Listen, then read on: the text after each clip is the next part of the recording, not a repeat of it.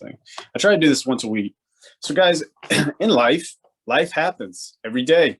Every day you have something going on. Every day you have stressors coming at you. Every day you're going, no matter if it's your job, your family, your kids, your life, an illness, something you're going through is going to get you down and try to bring you down.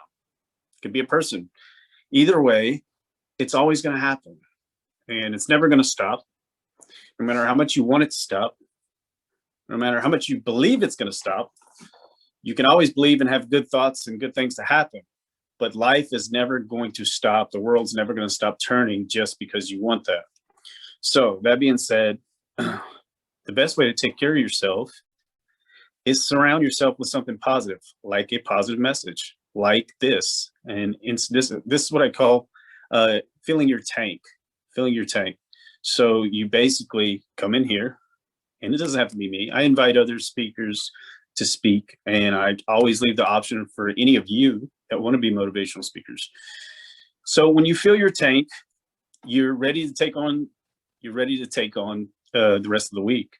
Guys, if you've seen football, which probably no one in here, because I think I'm the only dude, but if you watch football, you know that the team can be down by 20 points, and at halftime, the coach takes them in the locker room and he starts hyping them up and pumping them up and saying all this stuff. You're going to beat them. You came here to do this. Get out there and win. This is what you wanted. This is what you lived for. Next thing you know, they go out there, they blow them away, and they leave with the championship. And all the guys said, hey, just me. So that is what life is. That's what life is. But it doesn't stop. But I'll be your hype guy. So I want to talk about past. I'm going to talk about past because that seems to be a popular topic lately. I don't know what's going on with that. But anyway. So guys, your past is your past. But I will say this. Don't hang on to it. Don't let your past be a reason that you cannot continue and do better in your future. And the example I gave, if you were in my live, and we'll start with that. The example I gave was and I want you guys, I'm going to ask you some questions and you can participate. You don't have to. But if you've ever been in a past toxic relationship or a relationship where you've been cheated on, you've been lied to, you've been hurt. How many of you have ever been in one of those? I want you to raise your hand. And I'm first. Raise my hand, let you guys know. I have. I've been in something bad relationship. It happens. And it doesn't necessarily have to be a relationship as in boyfriend, girlfriend, husband, wife. It could be a relationship with a family member. The trust was broken. It was very broken. So you continue on your life. Let's say it is a relationship. You continue on your life and you want happiness. And as a person, as a human, we all want happiness. That is what we live for, is to be happy.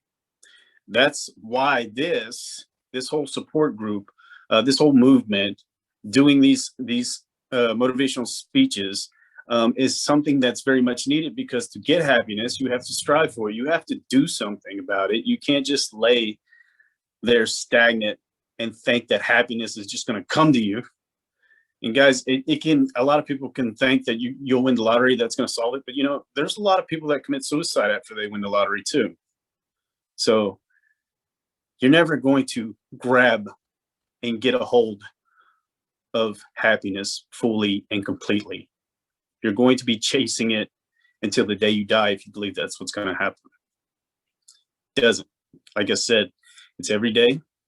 You wake up, count your blessings, be happy with what you have, not what you want, what you have, because that's yours.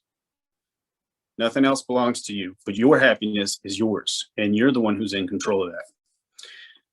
So if you've been in a relationship and you decide, I want to move on, I need this happiness, this so-and-so is talking to me, or they're really cute, and I met them from work, and I think I'm ready to date again.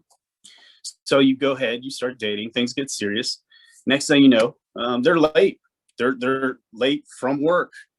Well, your last relationship, you were cheated on. They cheated on you with somebody from work. Next thing you know, you have thoughts rolling in your mind, and they come in. You might question them. You might question what they were doing, where they've been. You might even feel yourself thinking thoughts you shouldn't be thinking about them because they did nothing to you. They did not cheat on you. They did not hurt you. And you can say, well, I'm just taking precautions, or it's okay. It's okay to feel that way. But it's not okay for them to feel that way because, again, they didn't do anything. So they shouldn't feel like they are being accused of stuff. The reason that happens is because you didn't heal. You didn't work on yourself first. You didn't try to build yourself back and realize that, hey, I had some issues. I went to therapy, whether it was therapy, and I did some self-exploring. I had goals in my life that I didn't accomplish, that I accomplished, and I wanted to accomplish in my previous relationship to feel better. Things like that. You need to work on yourself, heal, so that you can go into a relationship and give it your all. Give it your all. If you're going to spend the rest of your life with this person, if you're wanting this person to be that main person that you spend the rest of your life with, and you want them to know that you love them fully and completely, then how do you expect that to happen if you come in there just not trusting? That's not giving them your all, because you're a person. You can heal. Time does heal all as well. So even if you're not making all the proper steps, giving it a little more time can help heal. So, sorry, notifications coming up. So, guys, if you are in a relationship and you've done that, it's okay. I'm not telling you to go break it off or anything like that. You can still work on yourself. It's just a little bit harder. It's a little bit harder. And that goes for anything in life. So I want you to take what I just said about a relationship and being hurt in the past and thinking that in the future you can get offended or hurt or lash out at somebody who did nothing to you. And when you do, you cannot turn around and say, it's because of my past. It's not my fault. It's not my fault because this happened to me. I was treated this way. That's why I did that to you. That's not okay. It's not okay to treat other people bad, because that lashing out is real. It's human. It's normal, but it's not okay. It's not okay. And it's very easy to do. I've done it. We've all done it, I'm sure. Let me check the guy. What's his name? The one who walks on water. I think he's in here. Oh, no, he's not. Okay, so yes, we're all people. So, guys, if you, and I use this example, do you believe in your mind, let's say that you had something happen in your past, very traumatizing, very traumatic, something you did not heal from, you didn't get help from. And let's say it was violence. Let's say it was family violence. Let's say it was something, abuse. Let's say that you may have overreacted in a dispute, an argument, and shot someone and killed them. I tell you this, I know, so I personally, and I won't say names, but this has happened to a very close family member of mine. And she shot her husband and killed him, shot him 3 times, and spending life in prison. So, same thing though, her past. The judge will not care about your past. The family that loses that person will not care about your past. Your past can never be an excuse for what you're doing in the future.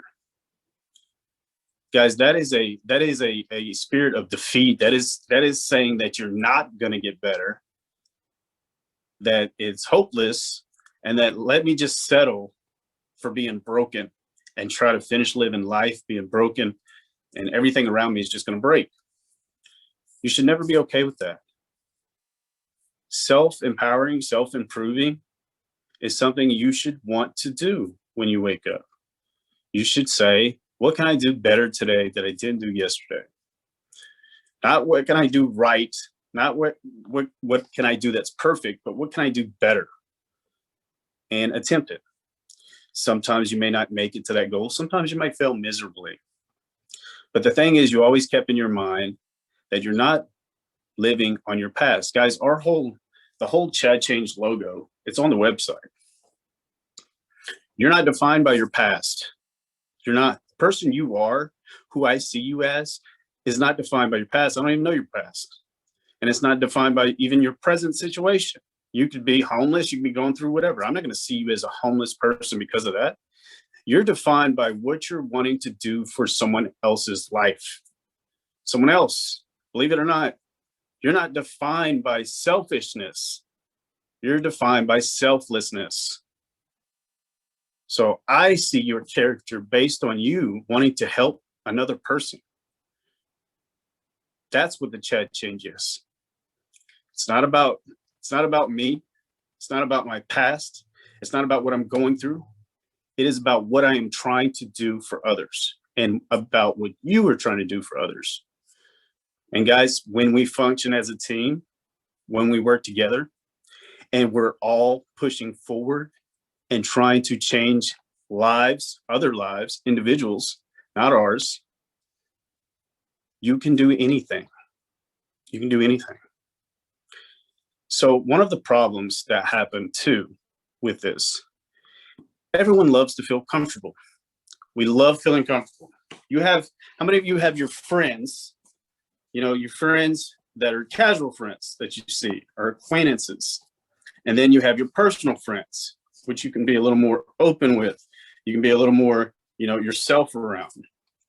You don't have to feel like you have to be proper at everything. And if you know what I'm talking about, raise your hand. If you don't, I want you to think about how you talk in church, if you ever went to church, or how you talk around church people, and then how you talk at home when you stub your foot and no one's there. That's the difference that can happen. So guys, that being said, and that's, again, it's normal, it's human. That being said, sometimes we get comfortable with our groups, our cliques, our people, our immediate people, our Chad Change family, or our immediate group. And because we talk to them, why did you get close to, has anyone in here got close? They feel like they made like a really good friend in the Chad Change. If you have, raise your hand. You've said some, and I want you to be honest. Have you talked about something really personal and deep with this person about your life? Have you? Everyone's going to raise their hand. That's why you got close. That's how you got close.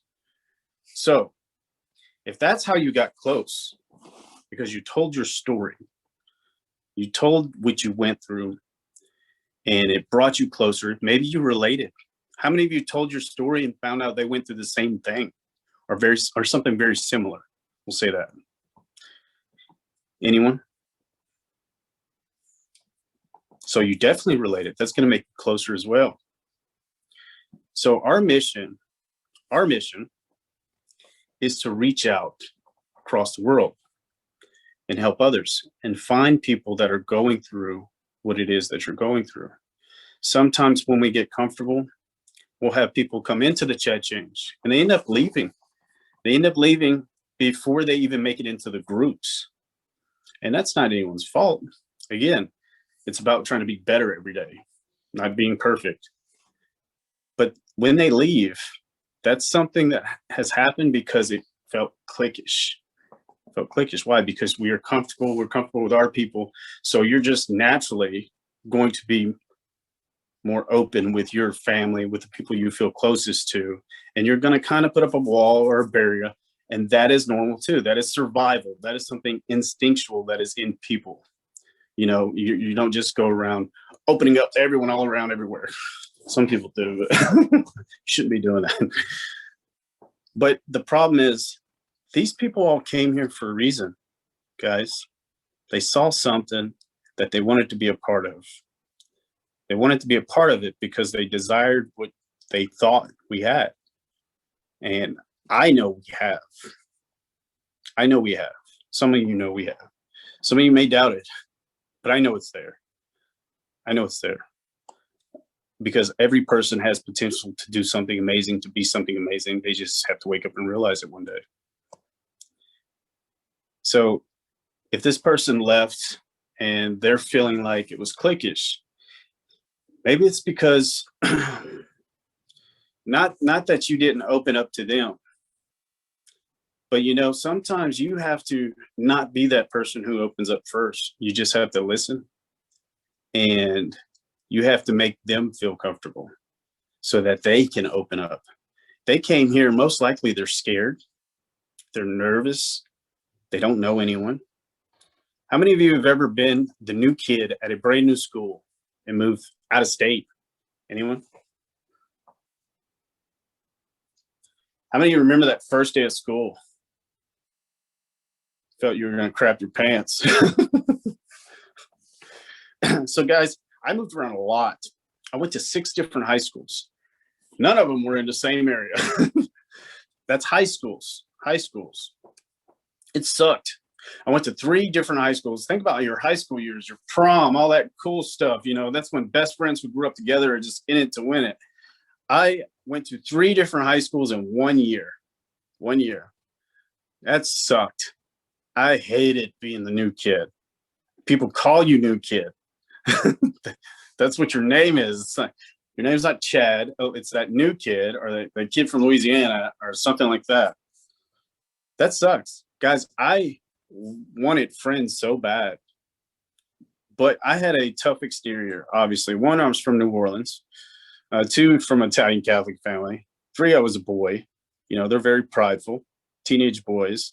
So I might look tough and I might look like I was, being mean or even seem rude. But in reality, I was going home and I was crying and I just wanted friends. But of course, I didn't show everyone that. So when people come in here, guys, they might seem tough. They may have been in here for months and you just haven't reached that relationship with them or felt that open with them yet. But they may go home crying. They may leave the groups crying and just wanting so bad to be close to y'all, or may even see some of the relationship you have with the other person, the banter, or how close you seem, or how much like family you seem, and they just want that. Remember, their reaction is not going to be to come up to you and cry and say, well, that's what I want. No, a lot of times, most of the time, they're going to seem rude because they're being protective. Yes, they're doing that thing that I was just talking about. They are still walking around carrying their past with them. They're still carrying those insecurities, carrying all those things that hurt them. So yes, they have a wall up and they're not willing to let anyone in. So that's exactly how, I promise you, that's exactly how I came off. I know it. I know I seemed like the rudest kid in school, but it wasn't that I was rude. It's that I just did not trust anyone. I didn't know anyone. I went through a lot. I had a lot of weird, I've got jumped by a whole football team before. So obviously I didn't trust anyone. I didn't trust going to parties. I didn't trust, that's what happened. So I'll tell you this story. This is my story to tell, so I'm going to tell it. You can go Google it after. No, you don't Google it. I was just kidding. I know, I know that's been popular lately, but anyway. So in high school, I wanted so bad. This is one of the schools I moved to. I wanted so bad to fit in with these people. And I told you guys I was being tough. I was being a boy. I was showing pride, I didn't want people to see that I was just, this, because I did. When I first moved, it was summertime and I spent about 2 months crying in my room. As a teenage boy, especially when boys are expected to be men. And I was taught my family, don't be emotional, don't be this. So I would go in my room, I'd lock the room, and I'd cry. So when school came around, I was nervous like no other. I've never been out of my hometown, never. And then all of a sudden in high school, we're just flying all over the place.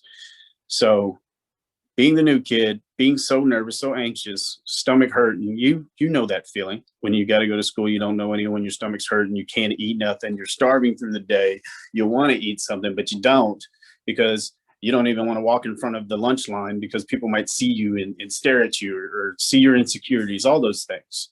Those are all very real. So I started talking to this one guy at lunch and he became really good friends and all this stuff. I ended up, hanging out with his group or his crew or whatever. They were somewhat bad kids, not really bad, but teenage boys. So I ended up hanging out with him, all this stuff. There's a lot of he said, she said that goes on, gossip drama. That's why I don't like gossip and drama. Anyway, I dated a girl that somebody in that group dated before, and I didn't know, and all this stuff. And anyway, I got blamed for it, broke up with her, all this. Went to a party I was invited to. I felt so good that day, guys, because they came to my house, all of them. They came to my house. It was like 10 guys. And they were like pumping me up and hyping me up, like, man, come out with us. Let's get you out of here, because I had just broke up with her and I was kind of down. And they were like, come on, let's go hang out. Let's have a guys' night, all this stuff. We're going to have fun. We got this really cool party that we're doing. So I was like, all right, I'm ready. Let's go. So I went. They took me. We went there where it was, a typical teenage. There was alcohol, all this stuff that shouldn't be there. Probably about 100 kids taking up a whole house that the parents were not home. So they're all like, we're doing this and chug a beer, do this, do that. Of course, as a kid wanting to fit in, I was doing everything I could to fit in without showing them that, I really just wanted friends. So I was drinking beer with them. I remember getting really dizzy and feeling like I couldn't feel my hands, and I was drugged. It sucked. And next thing I know, I had 10 guys on top of me.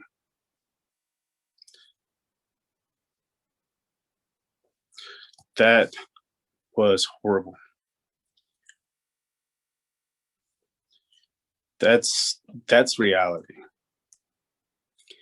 To me, one of the hardest things to get over. So obviously, moving on to another school, being invited, I didn't go. I didn't trust anyone.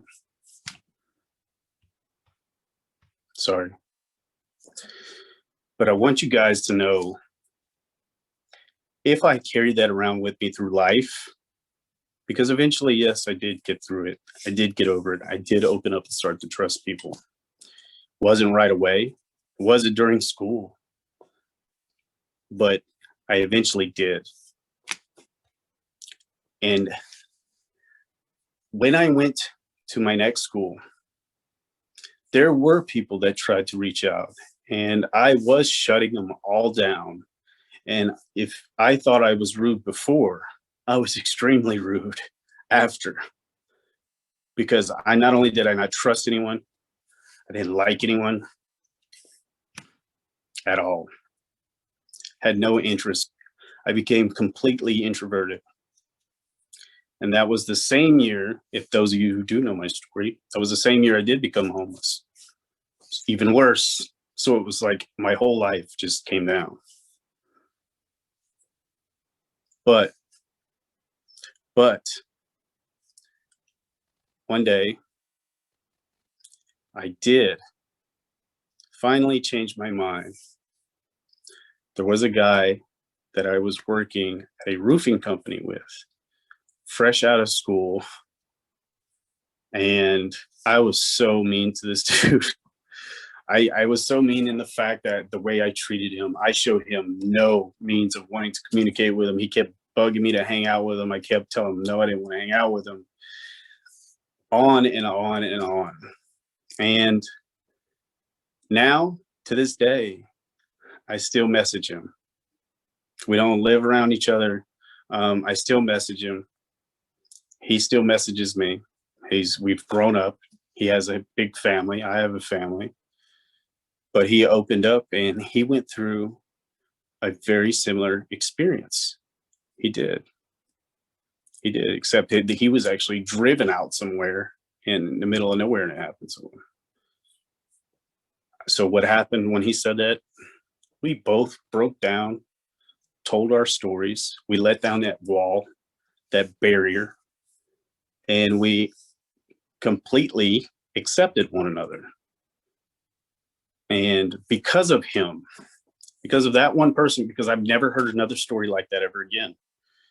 But because of that one person kept pushing through and kept trying, even if it was bugging me, but he kept doing it the right way. He wasn't being inappropriate about it. He wasn't being rude about it.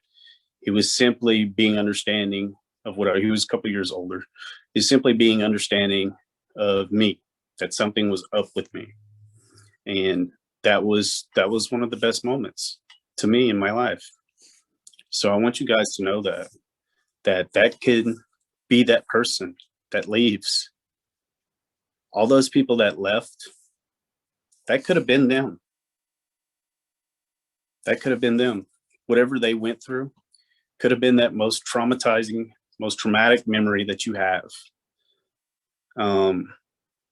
And all they needed was you to reach out to them and let them know that other people have went through that, and I get it. I understand. It did suck. It did. So I want you guys to keep that in mind.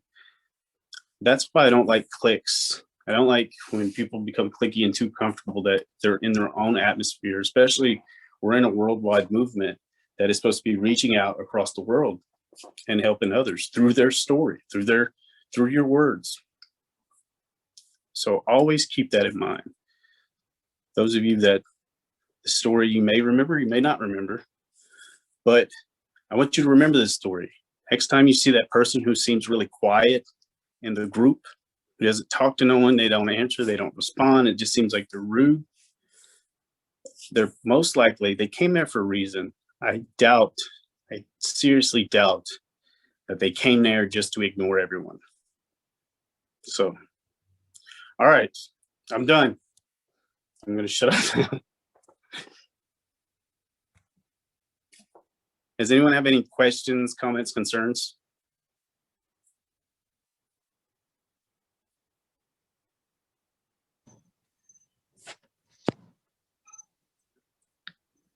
I just want to say something.